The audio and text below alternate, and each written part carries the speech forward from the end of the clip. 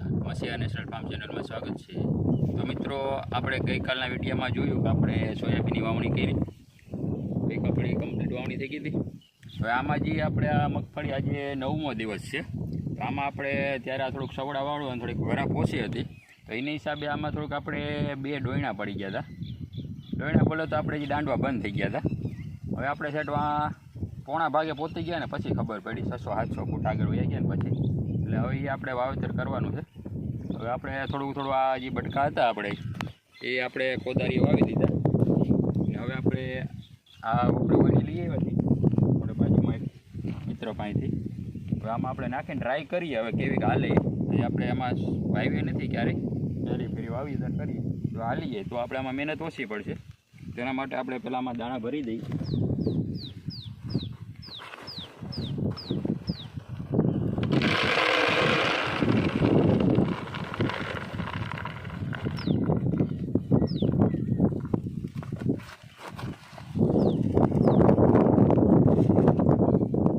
ભરાઈ ગયા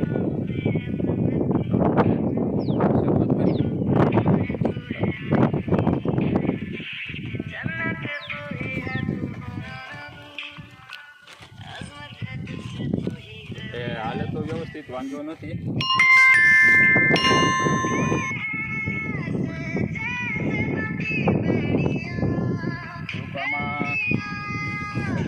આમાં મોટરાની વિવિધ દાણાની જે વધારે પડી જાય,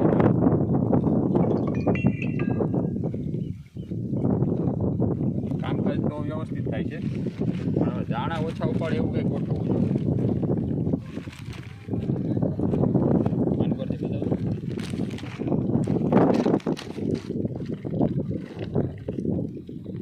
તો દાણા થોડા વધારે ઉપાડે, બાકી વાંધો નથી, હાલે વ્યવસ્થિત।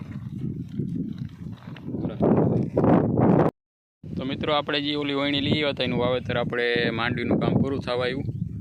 એમાં થોડાક વચમાં ખોટી થઈ ગયા હતા, ઓલું શક્કર મોટું હતું G20ની માંડવીનું, પછી આપણે થોડું બદલાવી અને આ નાનું ચડાવી દીધું હતું, એટલે આ વાવેતર આપણું પૂરું થઈ ગયું। આગળ 4 આવ્યું હતી, એક કાંઈ લાંબી હતી અને એક અવળિયા।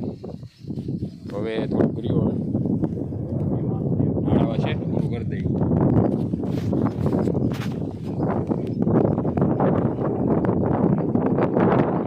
મજા આવે છે વાવવાનું, ચેન વાળું આવે ને એના કરતાં આમાં તો બહુ મજા આવે કેમ કે આમાં થોડા એના વ્હીલ સાથે જ એની નોટર ફિટ કરેલી છે, એટલે વ્હીલ ફરે એટલે નોટરને ફરવાનું જ આવે। ચેન વાળું તો છે, ચેન ફરી જાય, ગારાવાળું થાય, એ મજા ન આવે। આમાં એ કાંઈ ટેન્શન નહીં। ખરેખર જો લેવું હોય ને તો આ ટાઈપનું હાથી લેવાય તુવેર વાવવા માટે। નવા ડોયણા પડે તો આ પૂરવાય થાય, એ આપણું કામ પૂરું થઈ ગયું। હવે આપણે આમાં દાણા કાઢી અને પછી સોયાબીન એકાઈ આખી એ સોયાબીન વાવી દઈએ।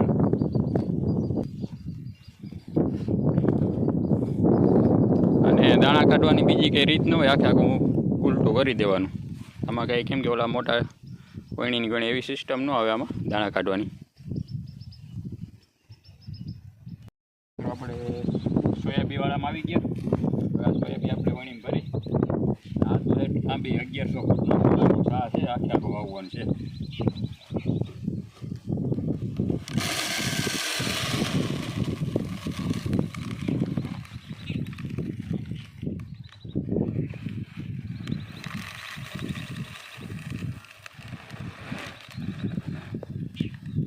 આપણા સોયાબી છે આ ફૂલે સંગમમાં સુધારેલી જાત છે, એ આપણે 4 મણ દાણાનું વાવેતર કર્યું કે આમાં છે ને રાતળ નથી આવતું, નકર આપણે ગયા વર્ષે રાતળનું પ્રમાણ હતું કે સોયાબી 8-10 દિવસમાં બધાને પાકી ગયા દેખાય।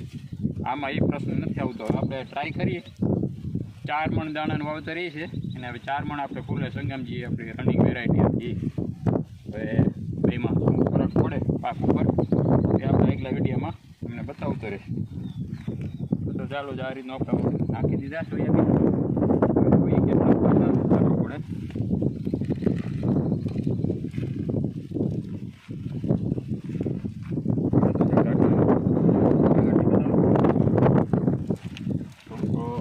કરવું પડશે।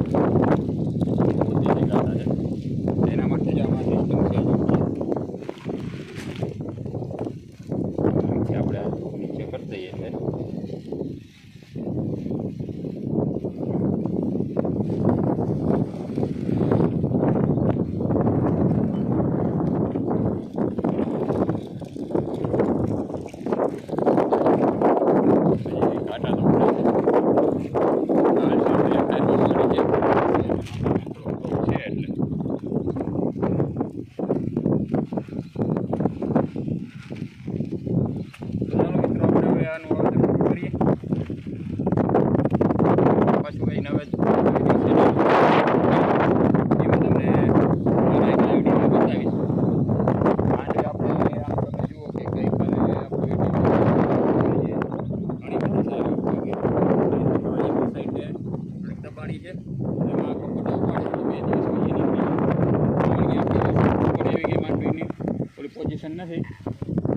આ સોયાબીન જેવા કૂકે એ પ્રમાણે હું તમને મારા એકલા વિડીયો તમે જોતા રહેજો મિત્રો. જય જવાન જય કિસાન જય હાલી.